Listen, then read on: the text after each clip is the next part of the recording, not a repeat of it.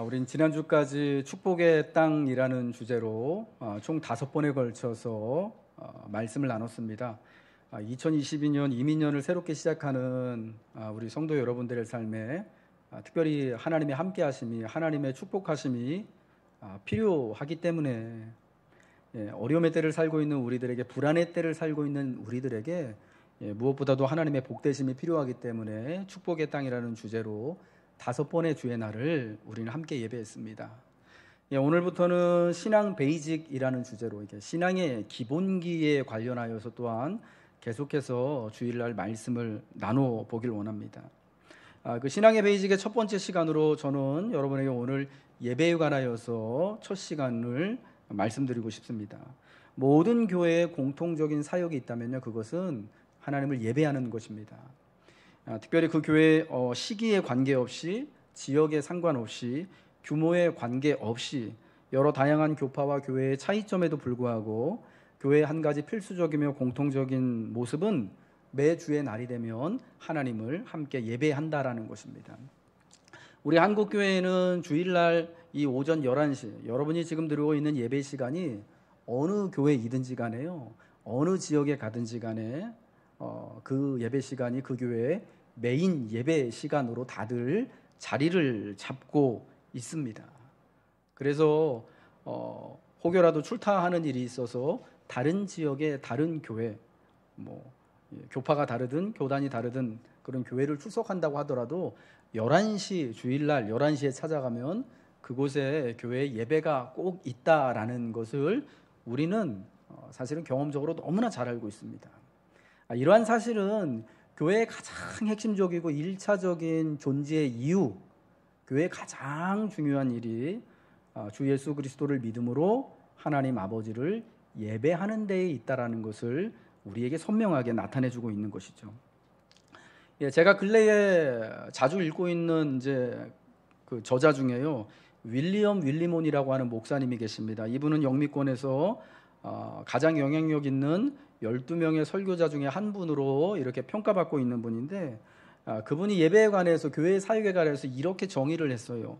교회의 역할은 말씀을 선포하고 성례를 시행하며 예배를 드리는 것이다. 사실은 이 정의가 아주 오랜 시절부터 우리에게 교회의 교부라고 알려져 있는 이레니우스나 아구스티누스 시대부터 사실은 쭉 이어졌던 정의예요. 교회의 역할은 말씀을 선포하고 성례를 시행하고 예배를 드리는 것이다. 이게 한마디로 말하면 교회는 예배하는 곳이다 라는 그런 의미인데요. 그래서 나머지는 아무리 유익하고 바람직하고 정말 필요한 일이라고 하더라도 2차적인 것이다 라고 말하는 겁니다. 우리가 지난 코로나 2년을 겪으면서 교회가 여러 가지 사역들, 교회가 그동안 한국교회가 감당해왔던 여러 가지 일들이 있었는데 다 스톱이 됐습니다. 우리가 그렇게 자랑했던 세계에서 두 번째로 선교사를 많이 파송하는 것을, 우리가 선교하는 나라가 된 것을 굉장히 자랑하고 지금도 자랑 삼아 또 여기고 있는 것인데, 이 코로나로 인하여서 많은 선교지에서 선교사님들이 귀국해서 한국으로 들어와 계십니다. 그래서 저희 합동 측 교단에서도 지금 귀국해서 들어온 선교사님들, 우리 교단에도 GMS라고 하는 선교 본부가 있잖아요. 그분들 코로나로 인하여서 잠시 귀국했는데 이게 잠시가 2년이 넘을 줄은 몰랐거든요. 그래서 이분들을, 그 가족들을 어떻게 또 잘 또 돌봐줘야 하는가, 이게 사실은 교단적으로, 교회적으로 굉장히 큰 사실은 문제, 큰 또 우리가 감당해야 될 몫이 되어졌는데요. 여러 가지 교회의 중요한 사역이 다 사실은 멈춰서고 중단이 되었습니다. 그럼에도 불구하고 예배는 주일날마다 사실은 한 번도 빠짐없이 교회에서 드려졌던 것이죠. 비록 예배당에는 코로나로 인하여서 목사 혼자 나와서 혹은 장로님들과 몇 분이서만 예배를 드렸을지라도 우리 교우들은 각자 또 다 가정에서 또 자기가 처한 형편에서 온라인이라는 그런 수단을 가지고, 방법을 가지고 하나님을 교회 이름으로 예배를 계속 해오고 있었던 것입니다. 그럼 여러분, 우리 신앙생활에서 가장 중요하고 핵심이 바로 하나님을 예배하는 것. 신자가 뭐 하는 사람이냐, 그리스도인이 뭐 하는 사람이냐라고 했을 때 우리는 하나님을 예배하는 사람입니다. 여러분의 믿음을 뭘로 증명하겠습니까? 라고 묻는다면 나는 하나님을 예배하는 것으로 내 믿음을 증명합니다. 라고 말할 수 있다는 것입니다. 예배는 주님이 선언하신 것입니다. 주님이 명령하신 것입니다. 창세기 4장에 보면은 최초의 예배자로 가인과 아벨이 나옵니다. 이 가인과 아벨은요, 그 4장의 이야기에서 하나님께 예배하지 않습니까? 그래서 저는요, 오늘 여러분에게 이러한 질문을 드리고 싶어요. 왜 가인과 아벨은 하나님을 예배했는가? 그들에게 예배의 필요성이 있었는가? 예배의 필요성이 있었다면은 그 예배의 필요성은 무엇이었기에 하나님을 예배했는가라는 거예요. 아는 것처럼 창세기 4장은 아담과 하와의 첫 자녀들인 가인과 아벨의 이야기입니다. 가인과 아벨은요, 그 생물학적인 방법으로 이 땅에 태어난 첫 번째 사람입니다. 첫 자손들입니다. 근데 이 가인과 아벨의 이야기가 창세기 4장에 나오는데 특별히 가인과 아벨의 이야기의 뼈대를 이루고 있는 게 뭐냐면 이 두 형제가 하나님을 각각의 자기가 가지고 있는 것을 가지고 예배했다라는 거예요. 각각 자신이 생업으로 하던 일로 하나님께 예배했는데 여러분 아는 것처럼 가인은 농사하는 자였기 때문에 땅의 소산으로 예물을 삼아 하나님께 드려서 예배했고 아벨은 양치는 사람이었기 때문에 양의 첫 새끼와 기름으로 하나님께 드림으로 예배를 했습니다. 두 사람의 예배의 결과는 여러분이 이렇게 잘 알고 있죠. 창세기 4장 4절부터 5절에 나온 것처럼 여호와께서 아벨과 그의 제물은 받으셨으나 가인과 그의 제물은 받지 아니하신 겁니다. 그런데 여러분 저는 질문하고 싶은 게 이거예요. 왜 가인과 아벨, 우리 첫 인류의 첫 자손들은 왜 하나님께 예배했는가 하는 것이죠. 하나님을 예배한 이유가 저는 궁금한 거예요. 여러분 예배하라는 하나님의 명령이 있었기 때문에 이 가인과 아벨이 하나님을 예배했는가? 그런데 여러분 그 본문을 살펴보면은 사실 하나님께서 아담에게 혹은 하와에게 혹은 그들의 자손들인 가인과 아벨에게 이제 너희는 이때마다 나 예배해라. 우리에게 말씀하신 것처럼 모세에게 말씀하신 것처럼 너희 매 안식일마다 다 안식하고 다 모여서 예배해라라고 말씀하신 적이 없다라는 것이죠. 그러니까 사람이 예배와 관련해서 하나님의 명령이 직접적으로 드러나지 않았음에도 불구하고 가인과 아벨은 하나님을 예배한 거예요. 그러니까 아마 이것은요 우리가 이렇게 추정해 볼 수가 있는 거예요. 뭐냐면은 이 성경이 기록될 당시에 그리고 또 이 창세기 성경이 기록될 당시에 첫 번째 기록된 그 성경 말씀을 읽는 사람들에게는요 하나님을 예배하라는 것이 하나님이 직접적으로 명령하지 않아도 너무나 당연한 일이었다라는 거예요. 그러니까 야 니들이 하는 일을 가지고 예배해라고 말씀하지 않아도 그런 명령이 없었더라도 당연히 가인이 아벨이 자기들이 하는 일을 가지고 땅의 소산물로 양의 첫 새끼와 기름으로 하나님을 예배하는 것이 왜 그런 예배를 하는지에 대해서 너무나 자연스럽고 마땅하게 여겼다라는 것이죠. 홍수 이후에 창세기 8장이에요. 노아 홍수 이후에 노아와 그의 자녀들이 방주에서 나와서 홍수가 다 지나간 다음에 하나님 앞에 감사의 예물을 드리지 않습니까? 제사하거든요. 구약에서는 제사를 드리잖아요. 그게 예배인데 그때에도 하나님께서요 야 이제 홍수가 다 지나갔어. 너희만 내가 특별히 살려줬으니까 구원해줬으니까 얼마나 고맙냐 감사하냐 나한테 예배해야 되지 않겠냐 이런 말씀 하시지 않아요. 그럼에도 불구하고 노아와 그 자녀들이 홍수를 피한 그 방주에서 40일 만에 나와서 첫 번째 한 일은 뭐냐면 하나님 앞에 그 땅에서 홍수로 인하여서 모든 호흡이 있는 것이 끊어지고 다 완전히 새롭게 되어진 그 땅 아무것도 남지 않은 그곳에서 하나님을 예배했다라는 것입니다. 여러분 이것을 우리가 어떻게 설명할 수 있냐면 사람이 하나님을 예배하는 것은 마땅하고 자연스러운 것이라고 말할 수 있다라는 겁니다. 하나님이 말씀하지 않아도 하나님을 예배하는 것은 당연한 것이에요. 하나님의 형상으로 지음받았기 때문에 마땅히 하나님이 허락하신 창조세계 가운데 삶을 살아가기 위해서는 하나님을 예배하는 거예요. 그러니까 가인과 아벨의 경우를 통해서 노아의 경우를 통하여서 하나님을 예배하는 게 어떤 거냐? 왜 명령이 없어도 예배하느냐? 우리가 하나님의 형상으로 지음받은 자들이기 때문에 하나님을 예배하는 게 너무 자연스럽다라는 것이죠. 또한 하나님이 우리를 그 죽음 가운데서 심판 가운데서 건져 주셨기 때문에 말씀하지 않으셔도 하나님의 직접적인 명령이 없다고 하더라도 감사함으로 예배하는 것이 당연한 우리의 믿음에 하나님을 향한 우리의 고백이라는 것입니다. 그럼 우리 사랑하는 성도 여러분들, 왜 명령이 없어도, 성경에 왜 명령이 없어도 하나님을 예배하는가? 우리는 왜 이 11시 이 시간에 주일날 11시마다 전국에 있는 교회들은 어느 교회나 다 11시면은 마땅히 하나님을 예배하는 것으로 알고 교우들이 이렇게 이 힘든 상황에도 모이느냐, 혹은 가정에서 온라인으로 예배를 드리느냐? 우리가 하나님의 형상으로 지음받은 존재이기 때문입니다.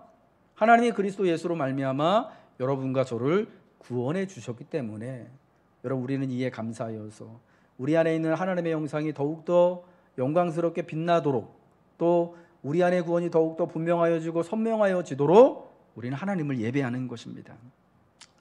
특별히 사람이 하나님을 만나기 위해서는 예배가 유일한 길이었음에 주목해야 합니다.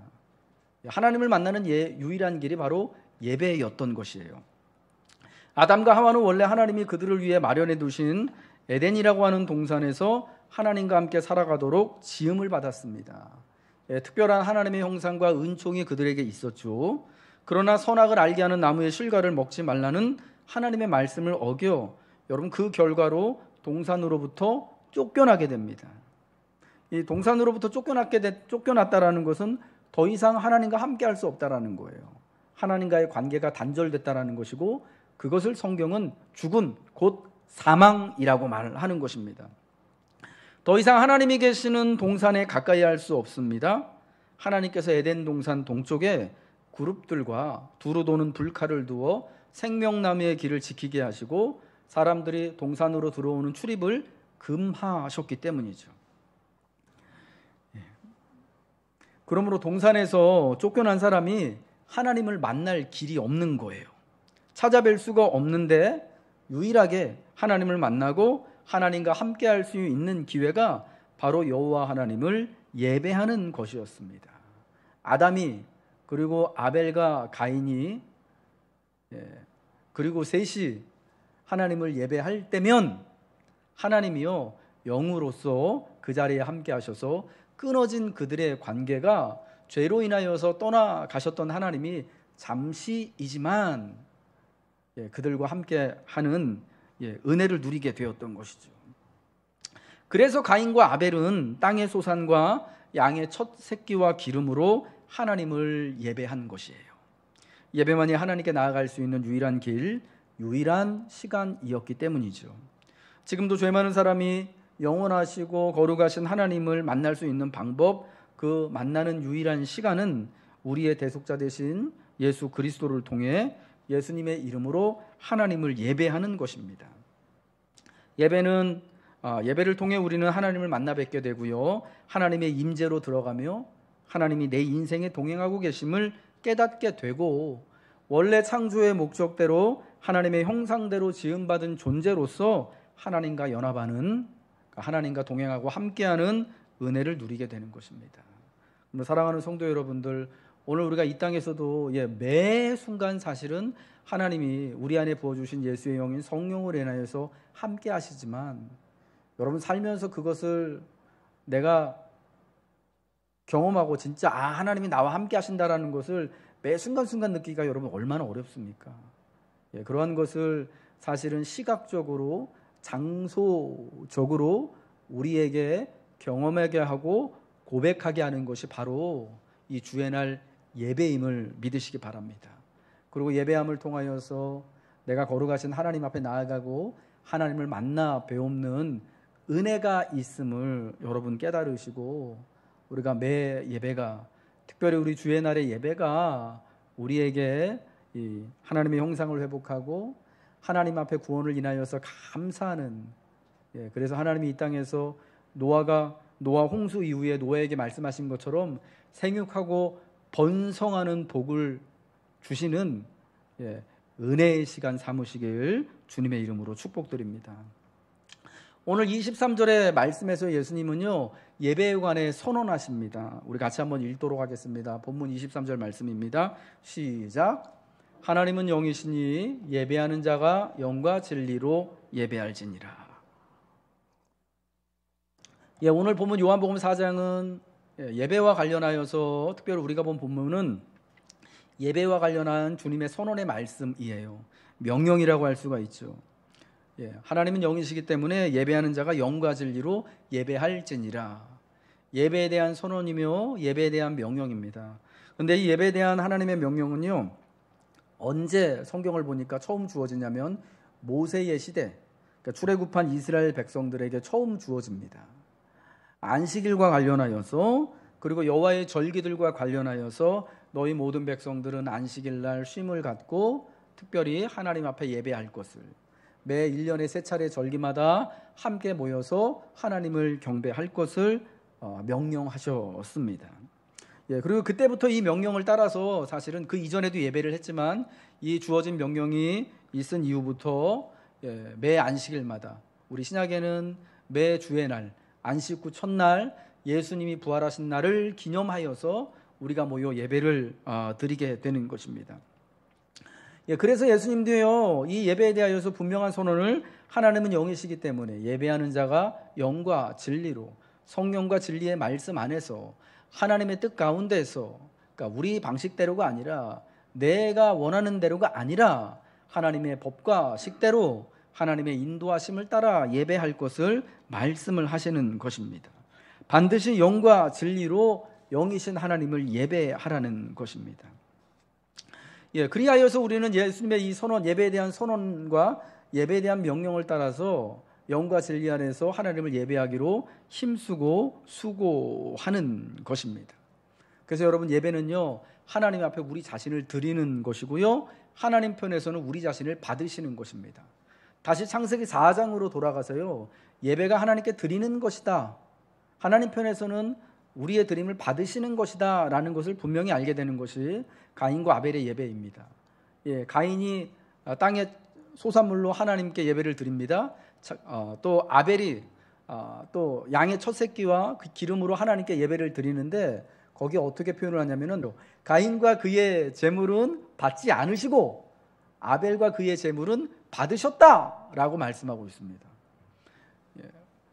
제물만 드리는 게 아니에요. 예배는 하나님 앞에 그 자신을 함께 드리는 것이 예배라는 것이고, 하나님은 아벨과 그의 제물을 받으시는 것처럼 예배드리는 사람의 그 자신과 우리가 하나님께 예배하는 시간과 정성과 또 헌신하는 모든 것을 함께 받으신다라는 것을 분명히 나타나는 것이죠. 예배를 영어로는 월십 서비스라고 합니다. 왜 기분 나쁘게 서비스라는 말을 붙였느냐? 우리식으로 하면은, 우리가 영어를 바라보는 입장에서 서비스라는 말은, 설브한다라는 말은 별로 그렇게 좋은 말은 아닌 것으로 우리가 받아들이고 있는데, 그런데 여러분, 설브한다라는 거, 드린다, 섬긴다라는 표현은 굉장히 사실은 좋은 표현이고요, 이게 굉장히 또 신앙적인 영적인 의미가 있는 겁니다. 오래전부터 하나님을 예배하는 것에 대한 표현을 리톨지라고 했습니다. 라틴어에서 온 단어인데, 이게 전례를 의미하고, 그러니까 전해져 내려온 예배의 순서 혹은 예배 자체, 그리고 예배와 함께하는 성찬을 나타낼 때 리톨지라고 표현을 했는데요, 이거를 문자적으로는 어떤 의미냐면 사람들의 일이라는 뜻이에요. 사람들의 일. 그러니까 예배가 하나님 앞에 드리는, 우리가 마땅히 해야 할 우리의 첫 번째 되는 일이다 라고 말하는 것이죠. 하나님의 백성이 하나님께 집중된 일을 하고 하나님의 영광에 반응할 때, 이것이 곧 이들의 전례, 예배의 모든 순서가 되는 것이고, 곧 이것이 하나님 백성들의 예배가 되는 것이에요. 그래서 예로부터 예배는 어떤 거냐면, 가치 있는, 믿는 우리들에게 있어서 가치 있는 여러 가지 일 중에서 선택할 수 있는 옵션 중에 하나가 아니라, 사실은 가장 먼저 되어지는 사람들의 일이다라는 것, 우리가 하나님께 우리 자신을 드릴 수 있는 또 가장 첫 번째 우선되는 것이다라는 것을 여러분 믿으시기 바랍니다. 이 예배에 관하여서 주님은 이렇게 말씀하시죠. 이 산에서도 말고 저 산에서도 말고 곧 하나님을 너희가 아버지께 예배할 때가 이르리라 라고 말씀하시죠. 21절 말씀이죠. 옛시대, 그러니까 구약의 시대에는 유대인들은 예루살렘 산에서, 그러니까 성전이 있는 예루살렘 산에서 예배를 했고요.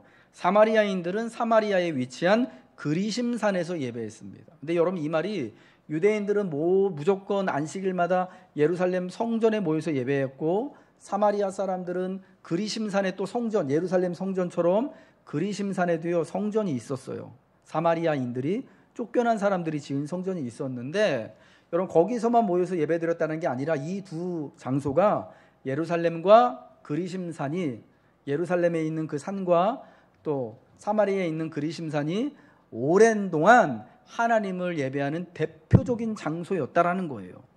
그런데 이제는 이 두 장소가 모두 예배의 장소가 아니라는 말씀입니다. 거기서는 이제 예배가 끝났다라는 게 아니라, 더 정확한 예수님의 뜻이라면 특정한 이 두 예배의 장소뿐만이 아니라 이제 예수님으로 말미암아 온전한 하나님의 교회, 하나님의 자녀가 된 성도들은 어디에서든지 또 교회로 모여 예수님의 이름으로 예배할 수 있다라는 것이에요. 이것이 너희는 알지 못하는 것을 예배하고 우리는 아는 것을 예배하노니의 의미가 되어지는 것이죠. 여러분, 그러한 예수님의 가르침에 따라서 오늘도요, 오늘 2월 13일 거룩한 주의 날 11시에 우리 전국 곳곳에서 한국뿐만 아니라 모든 또 교회가 있는 곳, 믿는 이들이 교회로 더불어서 살아가고 있는 곳은 어디든지 그들이 정한 예배의 시간과 장소에 모여서 하나님의 교회로 곳곳에서 하나님을 지금 예배 드리게 되었다라는 것입니다. 예배에 대한 특정한 장소는 없다라는 것이 예수님의 말씀입니다. 옛시대처럼 혹은 무속의 신앙처럼 더 영빨이 잘 받고 더 은혜스럽고 더 기도가 잘 되고 더 거룩하고 신비로운 장소가 있는 것이 아닙니다. 물론 내가 늘 예배하는 곳이 나에게는 가장 은혜롭고 또 내가 가장 또 하나님을 예배하는 곳에 참 마음 편하고 기도하기도 참 좋은 곳이지만, 특별히 그런 어떤 무슨 영적으로 더 구별되고 차별받는 그런 자리가 있는 것이 아니라는 거죠. 교회가 세워진 곳이면 어디서든지 예수님이 말씀하신 것처럼 두세 사람이 예수님의 이름으로 모인 곳이면 그곳이 어디든지 예배의 자리가 되는 곳이고, 솔로몬 성전의 영광 같은 하나님의 영광이 드러나는 곳이 되는 것입니다. 왜요? 하나님은 영이시기 때문에 우리가 그 영과 진리를 따라서 예수를 믿는 이들이 함께 모여 예배하는 곳은 어디든지 간에 하나님의 거룩한 성전이 되어지기 때문이죠. 이러한 선언을 사실은요, 오래전에 이사야 선지자가 이사야 마지막 부분에 가서 다시 한번 선언을 했습니다. 이사야 66장 1절의 말씀이죠. 우리 같이 읽겠습니다. 시작. 여호와께서 이와 같이 말씀하시되 하늘은 나의 보좌요 땅은 나의 발판이니 너희가 나를 위하여 무슨 집을 지으랴? 내가 안식할 처소가 어디랴? 하늘은 나의 보좌요 땅은 나의 발판이기 때문에 이 세상에 땅이 있는 모든 것, 이 세상에 우리가 하늘을 지고 살아가는 모든 그 하늘의 아래가 다 하나님이 계신 곳, 하나님의 집이 되는 것입니다. 그렇기 때문에 우리는 어디서든지 교회로 함께 예배드릴 수 있는 것이고요. 이 코로나의 시국에 온라인 예배가 교회마다 허용이 되어진 것도 이러한 하나님의 말씀이 있으셨기 때문인 줄 믿으시기 바랍니다. 근데 저는 오늘 이 본문의 말씀을 통해서 예배와 관련해서 여러분에게 말씀드리고 싶은 가장 포인트, 핵심은 그 다음인데요. 아버지께 예배할 때가 오나니 곧 이때라 라고 하신 말씀인 거예요. 23절의 말씀이죠. 아버지께 참으로 예배하는 자들은 영과 진리로 예배할 때가 오나니 곧 이때라. 예배에 대한 예수님의 말씀에서 예배의 장소보다 사실은 예배와 관련해서 가장 중요한 것이 있는데, 그것은 뭐냐? 아버지를 예배하는 때에 관한 것입니다. 아버지께 참으로 예배하는 자들은 영과 진리로 예배할 때가 오나니 곧 언제요? 이때라. 예배에 관해 예수님은 무엇을 강조하고 계신 거예요? 예배하는 시기, 때, 이때다를 강조하고 계시는 거예요. 언제 영과 진리로 예배하느냐? 언제 영이신 하나님을 예배하느냐? 이때 예배하는 거래요. 지금 예배하라는 겁니다. 그러니까 이 말씀 뭐예요? 예배하는 때는 어떤 특정한 장소가 마련된 후가 아니라는 거죠. 우리가 같이 모여서 예배드릴 수 있는 곳을 좀 번듯하게 마련한 다음에 예배드리는 것이 아니라는 거예요. 이 질병과 같은 질병이 창궐할 때는 좀 다 흩어져 있다가 나중에 좀 이렇게 좀 잠잠해지고 좀 다 안전이 확보된 다음에 특정한 시기가 지난 다음이 아니라 바로 지금 예배드려야 한다는 거예요. 예, 바로 여기가 우리가 예배하는 장소가 되어지고 이때에 우리가 예배 드려야 한다라는 것이죠. 여러분, 이러한 말씀을 또 우리가 붙들어서 한국교회는 6.25 전쟁통에도 저 멀리 피난가 있는 상황 가운데서도 예배를 주일날이면 예배 드리지 않았습니까? 여러분, 이때 예배하는 거예요. 지금이 예배하는 때임을 여러분 믿으시기 바랍니다. 전 사실 코로나 2년을 지나면서 제일 속상하고 안타까웠던 것, 그러면서 또 가장 간절히 기도하는 것이 뭐냐면 하나님, 우리의 예배가 속히 회복되어지길 원합니다라는 겁니다. 물론 우리 가운데 예배가 끊어진 적은 단 한 번도 없고요. 우리가 지금 드리는 예배가 뭔가 임시적인 거나 비정상적인 것이다라는 것은 절대 아닙니다만, 왜 예배의 회복을 위하여 기도하냐면 사실 우리 교회 교우들에게 신앙생활이라고 한다면 제가 볼 때는 예배가 거의 95% 이상이거든요. 우리의 믿음을 위해서, 삶을 위해서. 그런데 코로나 2년 동안 사실은 이 전염병이 1차, 2차, 3차 유행할 때마다 지금 몇 차인지도 기억이 안 나네요. 5만 명 지금 넘어서서 이제 곧 6만 명, 7만 명 가죠. 남의 나라 사실 비웃을 그런 일이 아니잖아요. 이런 상황 가운데서 사실은 예배드리는 것을 주저하고 머뭇거리게 되잖아요. 교회에 대한 또 대사회적인 인식도 사실은 그렇게 썩 좋지는 않기 때문에 우리 사실은 코로나 초기에 교회가 주일날 예배드리면은 주변에서 이렇게 막 수근수근거리고, 우리 노예에 있던 어떤 교회는요 여러 번 신고를 당했어요. 저 교회 예배드린다. 교회 주차장에 차가 지금 막 들어오고 있다고 막 앞에 사는 아파트 주민이 막 신고하고. 이게 다 우리가 사실은 되게 위축되어지는 거잖아요. 그래서 이때는 예배드리는 게 좀 하나님도 좀 이해하시겠지 싶은 마음이 우리도 모르게 있는 거예요. 좀 목사님 좀 익스큐즈가 이거 되지 않을까요 싶은 그런 마음들이요. 제가 우리 교우들 만나 뵙고 신방하고 전화하면 항상 서로 가지고 있는 거예요. 저도 여러분이 어떻게 지내시는지 알잖아요. 그러니까 사실은 강요가 안 되더라고요. 저는 개인적으로 그런 거 별로 좋아하진 않지만은, 강요하고 이렇게 막 강제하는 거 좋아하진 않지만은 이게 참 쉽지가 않더라고요. 그래도 예배 나오세요? 이게 입에서 잘 떨어지지가 않더라고요. 그래요, 여러분, 목사가 전화하면요, 그래도 이때 예배 드려야 합니다라고 말하는 것이라고, 여러분 마음으로 말하고 있는 것이라고 여러분 그렇게 받아들이셨으면 좋을 것 같습니다. 지금 사실은 우리가 하나님을 예배해야 하는 때이고요. 또 지금 사실은 예배하게 될 때 주님이 이 수가성 여인에게 말씀하셨던 것처럼 우리 안에서 예수님이 주시는 목마르지 않도록 하는 생수가 터져 나와서 우리가 마시게 되고 누리게 되는 겁니다. 여러분, 그래서 갈급한 때에, 힘든 그때에, 두려운 그때에, 어려운 그때에 더욱 하나님을 예배하고 예배의 자리를 사모하는 사람, 이때에 예배해야겠구나 라고 결단하고 고백해야 하는 것입니다. 그러니 예배가 우리에게 어떤 영향을 끼치느냐? 예배는 하나님의 영광과 축복을 드러냅니다.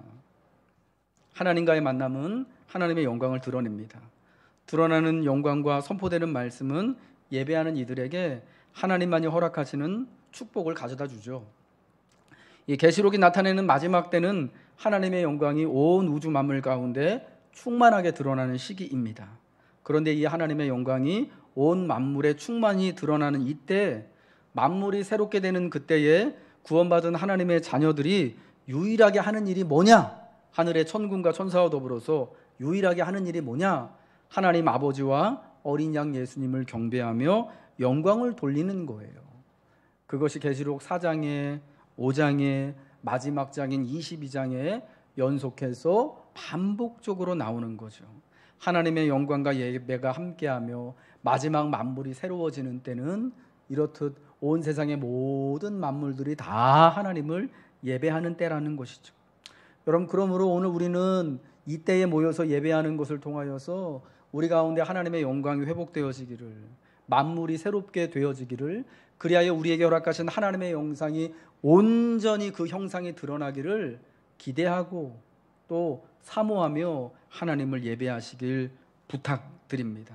그러할 때, 그러한 예배의 자리를 사모하며 예배할 때 하나님의 영광과 축복이 우리에게 드러나는 것이죠. 이제 말씀을 마치도록 하겠습니다. 성도는 예배함을 통해 형성됩니다. 예배가 우리를 만드는 것입니다. 이 땅에 교회가 세워지고 2000년간 목회자들은 주일 예배를 통해 성도들에게 하나님의 말씀을 전하고 인도했습니다. 신자들을 목양하고 훈련하고 교육하고 양육하고 지원하는 일들이 사실은 주일의 예배를 통하여서 일어나요. 상담하고 예배 시간에 이 말씀을 통하여서 조언하는 역할을 하고요.